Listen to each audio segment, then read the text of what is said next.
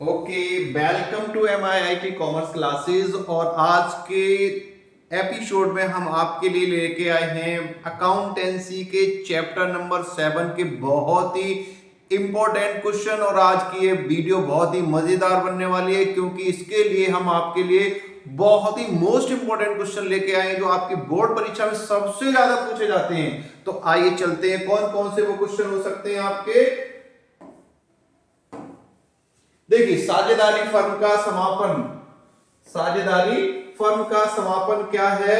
साझेदारी फर्म के समापन से चैप्टर से कौन कौन से क्वेश्चन इंपॉर्टेंट पूछे जाते हैं। तो पहला क्वेश्चन बनता है आपका, साझेदारी फर्म के समापन या विघटन का क्या अर्थ होता है।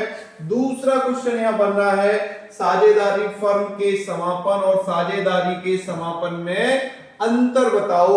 देखो, साझेदारी फर्म का समापन अलग होता है, साझेदारी का समापन अलग होता है, तो दोनों में अंतर बताना है। फिर तीसरा क्वेश्चन आपका आता है, साझेदारी फर्म के समापन की कौन कौन सी परिस्थितियां होती हैं जिसमें एक साझेदारी फर्म का समापन हो जाता है। चौथा क्वेश्चन बन रहा है यहां पर आपका, वसूली खाता क्या है, इसका प्रारूप बनाओ।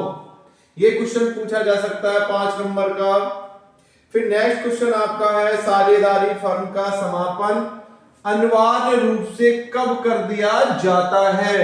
वे कौन कौन सी परिस्थितियां होती हैं जब एक साझेदारी फर्म का समापन अनिवार्य रूप से कर दिया जाता है। फिर नेक्स्ट है क्वेश्चन, न्यायालय द्वारा फर्म का समापन किस स्थिति में किया जाता है। देखो, पहले तो क्वेश्चन ये घुमा दिया है कि ये मिला के और ये मिला के 10 नंबर का क्वेश्चन बनता है। अब यहां पर 2 नंबर का पूछ ले या फिर 5 नंबर के क्वेश्चन में पूछ ले कि न्यायालय द्वारा फर्म का समापन कब किया जाता है, किस स्थिति में किया जाता है। फिर आता है आपका वसूली खाता और पुनर्मूल्यांकन खाते में अंतर बताओ।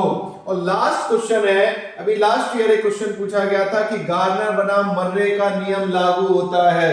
तो गार्नर बनाम मर्रे का नियम क्या है? गार्नर और मर्रे विल्किंस इंग्लैंड में 3 साझेदार थे जो एक साझेदारी फर्म चला रहे थे।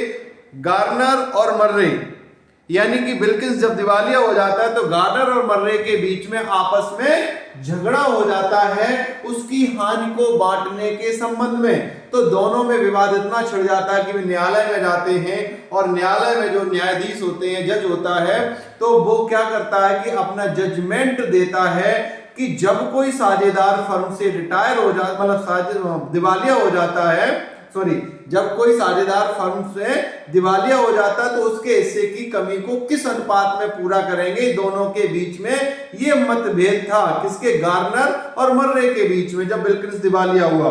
तो ऐसी स्थिति में उसने ये जजमेंट दिया कि जब कोई साझेदार दिवालिया हो जाता है तो उसके हिस्से की कमी को शेष साझेदार अपने अपने पूंजी के अनुपात में पूरा करेंगे। तब से ये नियम गार्नर बनाम मर्रे का नियम माना जाता है।